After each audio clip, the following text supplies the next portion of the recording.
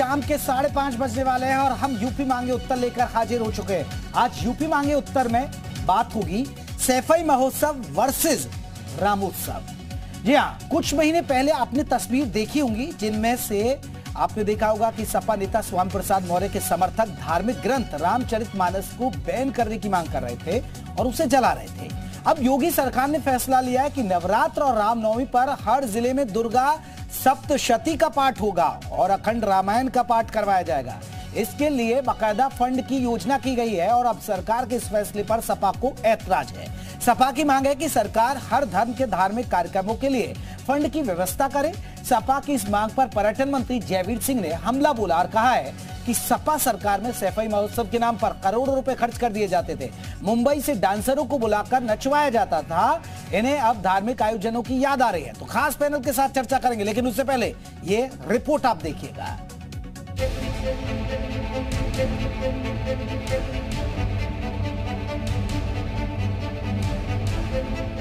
उत्तर प्रदेश में एक और मंदिरों में दुर्गा सप्तशती और अखंड रामायण का पाठ करवाने की तैयारियां जोरों पर हैं, तो दूसरी तरफ सियासत में घमासान मचा हुआ है।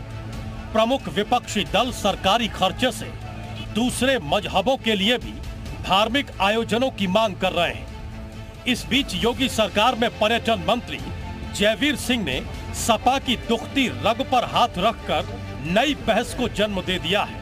सरकारी खर्चे पे वहाँ करोड़ों रुपए की लूट पिटाई सैफई महोत्सव के नाम पे बम्बई के नाच गाने पे होती थी, असली डांसों पे होती थी। उसको हम भजन और कीर्तन के मार्फत भारत की संस्कृति को बढ़ावा देते हुए, सनातन संस्कृति को मजबूत करते हुए गांव-गांव पहुंचा रहे हैं, तो तारीफ करनी चाहिए इसकी। जयवीर सिंह ने सपा सरकार में हुए सैफई महोत्सव को कटघरे में खड़ा कर दिया। पर्यटन मंत्री का कहना है कि हम दुर्गा सप्तशती का पाठ करवा रहे हैं और अखिलेश यादव मुंबई से डांसर बुलाकर अश्लील डांस करवाते थे। अब जयवीर सिंह के इस बयान पर सपा खेमा बचाव की मुद्रा में आ बैठा है। बहरहाल 22 मार्च से यूपी के मठ मंदिरों में दुर्गा और अखंड रामायण का पाठ होना है, लेकिन उससे पहले सत्ता पक्ष और विपक्ष के बीच वार पलटवार जारी है। ऐसे में देखना होगा कि दुर्गा सप्तशती और रामायण के पाठ पर जारी विवाद कहां जाकर ठहरता है। ब्यूरो रिपोर्ट, जी मीडिया।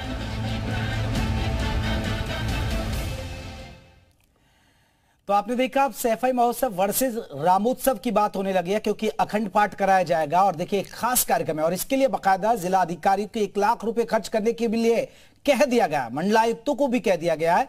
लेकिन अब देखिए जैसे जैसे ये तारीख यानी 22 मार्च से कार्यक्रम होगा, तो अब जैसे जैसे ये तारीख नजदीक आएगी तो सियासत में कहीं ना कहीं उफान देखने को मिलेगा।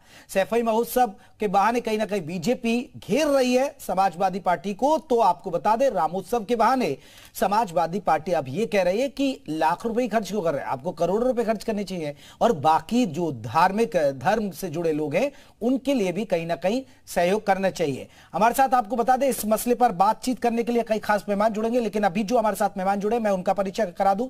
प्रशांत तुमरावे प्रवक्ता है बीजेपी के, प्रशांत जी जुड़ेंगे हमारे साथ। अभिषेक वाजपेयी प्रवक्ता सपा के, वो हमारे साथ जुड़ेंगे। एचएस रावत साहब जुड़ गए, हिंदू धर्म गुरु हैं, वो हमारे साथ जुड़ गए। विजय दुबे जुड़ेंगे, राजनीतिक विश्लेषक है। रावत साहब, चर्चा की शुरुआत आपसे कर लेते हैं। रावत साहब, कैसे देखते हैं इस फैसले को आप, सरकार के इस फैसले को? सरकार को एक संवैधानिक अधिकार होता है कि वो अपने जो कोटे के जो फंड होते हैं, जो मुख्यमंत्री का अपना जो फंड होता है, जो रीजनल फंड होता है, जिसको ये बोलते हैं कि अपने विवेक से जिसको खर्च करना है। अगर एक मुख्यमंत्री सैफई महोत्सव पर फिल्म एक्टरों को बुला करके नाच गाने में लगवा देता है, एक मुख्यमंत्री का विजन है कि वो धार्मिक और संस्कृति के नाम पे खर्च करता है।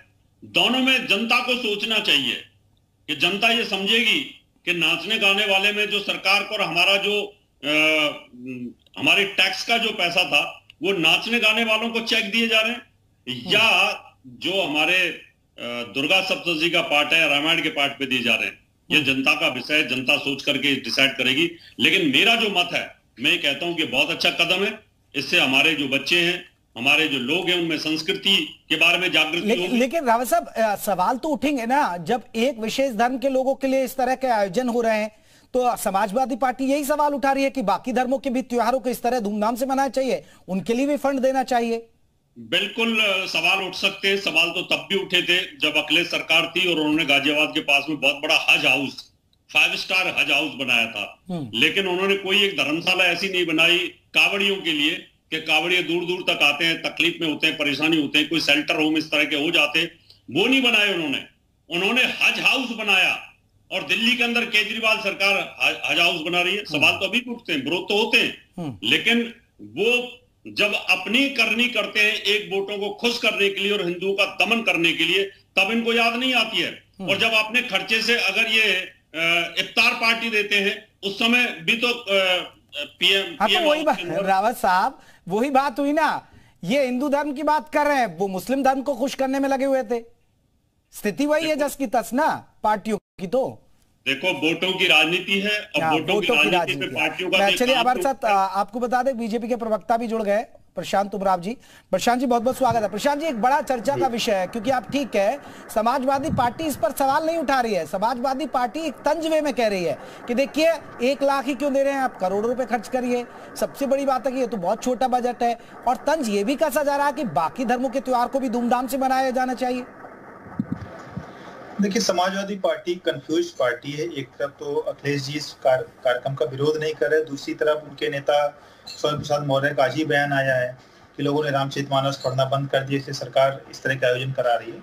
तो पहले स्वयं में डिसाइड कर लें। एक तरफ तो अखिलेश यादव जी इस तरह की बात करते हैं, दूसरी तरफ स्वयं प्रसाद मौर्य से हिंदू धर्म को अपमानित करने का बयान दिलवा देते हैं।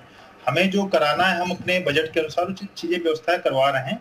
शासन का काम है कि व्यवस्थाएं करवाना, बाकी जो पैसे की ऐसी अगर कोई आवश्यकता होगी तो सरकार दोबारा भी अलॉट कर सकती है। सामाजिक काम है, समाज में सभी लोग मिलकर के काम करते हैं और इसका प्रयोजन मुख्य ये है कि इस तरह के जब आयोजन हो, धार्मिक आयोजन हो, तो प्रशासन और की दृष्टि से, सरकार की दृष्टि से कोई परेशानी ना आए, कोई परमिशन मिलने की, ये सारी चीजें ये करने का आयोजन है। और सामाजिक रूप से सभी लोग इसको मिलजुल करके मनाया जाएगा। और राम तो इस पूरे देश के सभी के पितृ पुरुष हैं और इसलिए रामनवमी मनाने में या नवरात्र मनाने में किसी को आपत्ति नहीं होनी चाहिए। नहीं प्रशांत जी, वो तो ठीक है, लेकिन समाजवादी पार्टी तो सवाल उठाएगी। समाजवादी पार्टी पर यह आरोप लगते थे कि वो मुस्लिमों को खुश करते हैं, तो आप भी तो वही कर रहे हैं, आप हिंदुओं को खुश कर रहे हैं। नहीं, हमें किसी को खुश करने की आवश्यकता नहीं। हम तुष्टिकरण की बात नहीं करते, हम सबका साथ, सबका विकास और सबका विश्वास के नारे के साथ सभी के कल्याण के लिए काम कर रहे हैं। हमारी बहुत सारी योजनाएं। तो क्या सरकार फिर रमजान पर भी देगी क्या ऐसा है, इस तरह के आयोजन कराएगी? अब रमजान भी आ रहा है, जब रमजान आएगा तो उसका देखा जाएगा। अभी तो फिलहाल ऐसी कोई योजना नहीं है। अगर कोई ऐसी आएगी तो उसमें मैं बोलूंगा। अभी तो कोई ऐसा हुआ नहीं, आखिर हाइपोथेटिकल बात है। तो अगर कोई ऐसी बात आएगी तो उसको किया जाएगा। फिलहाल जो एक रामनवमी का त्योहार है और एक नवरात्र का त्योहार बड़ी धूमधाम से पूरे देश से मनाया जाता है, उस व्यवस्था के लिए ये कार्यक्रम आयोजित करने के लिए कहा गया है। चलिए